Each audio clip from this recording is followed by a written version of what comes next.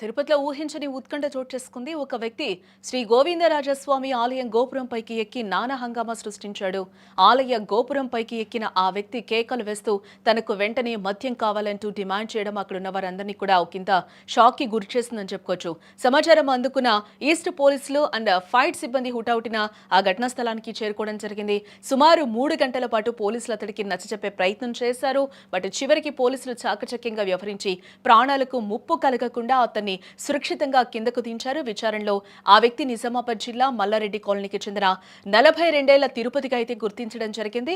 మద్యం మత్తులోనే ఈ అఘాయిత్యానికి పాల్పడినట్లు ప్రాథమికంగా అయితే తేలింది. ప్రస్తుతం నిందితుని పోలీస్ స్టేషన్ కు తరలించారు. ఈ సంఘటనకు సంబంధించిన మరింత సమాచారాన్ని మా ప్రతినిధి ఉమాశంకర్ లైవ్ లో అందిస్తారు. ఎస్ ఉమా, గోవిందరాజస్వామి టెంపుల్ గోపురం పైకెక్కి ఒక అతను హల్చల్ చేస్తున్న పరిస్థితి అయితే మనకి కనిపిస్తుంది. మద్యం కావాలి, మద్యం ఇస్తేనే కిందకి దిగుతాను అంటూ కూడా నానా రచ్చ చేశాడు. అంటే అక్కడ అంత సెక్యూరిటీ లేదా, అంత గోపురం పైకి ఎక్కే అంత ఛాన్సా అతనికి ఎక్కడ దొరికింది? అసలు ఏం జరిగింది అసలు? జానకి, టీటీడీలో భద్రతా వైఫల్యం మరోసారి స్పష్టంగా కనిపిస్తోంది.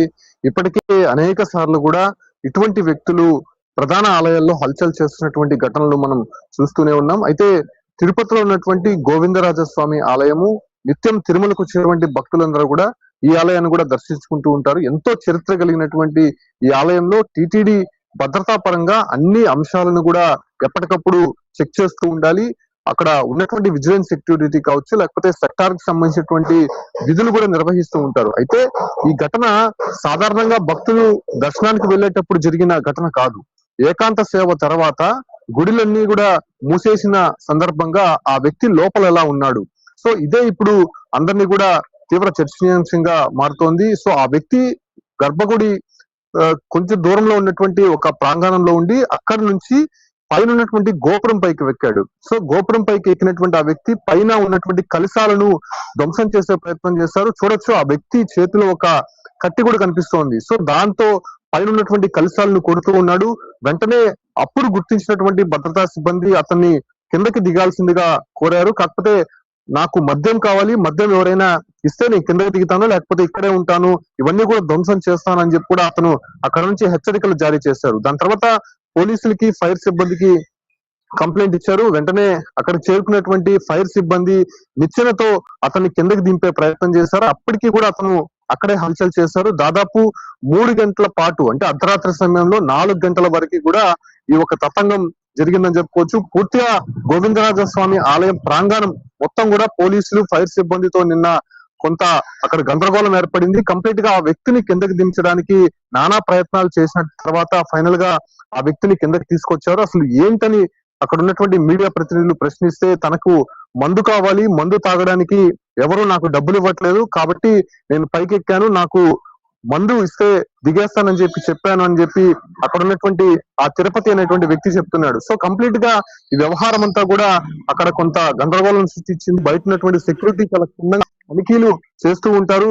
వాళ్ళని పూర్తిగా పరిశీలించిన తర్వాతనే లోపలికి తీసుకెళ్తూ ఉంటారు. సో ఇటువంటి మద్యం సేవించినటువంటి తిరుపతి అనే వ్యక్తి లోపలికి ఎలా వెళ్ళాడు, లోపలికి వెళ్ళిన తర్వాత అక్కడ ఉన్నటువంటి భద్రతా సిబ్బంది కళ్ళు గప్పి గోపురం పైకి ఎలా అనే దానిపైన కూడా ప్రస్తుతం తీవ్రంగా చర్చనీయాంశంగా మారుతుంది. దీనిపైన టీటీడీ కూడా దర్యాప్తు జరుపుతుంది. అక్కడ ఉన్నటువంటి భద్రతా సిబ్బందిని కూడా ఉమా, అంటే మీరు చెప్పినట్టు ఎక్కడైనా కూడా తిరుమల తిరుపతి విషయానికి వచ్చే వరకు టెంపుల్స్ అన్ని కూడా చాలా పగడ్బందీగా ఉంటాయి. అడుగడుగునా కూడా చెకింగ్ చేస్తూనే ఉంటారు.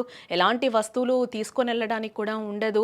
ఇంత కఠినంగా ఉండే టీటీడీలో ఇలాంటిది జరగడం మనం ఏ విధంగా చూడాలి?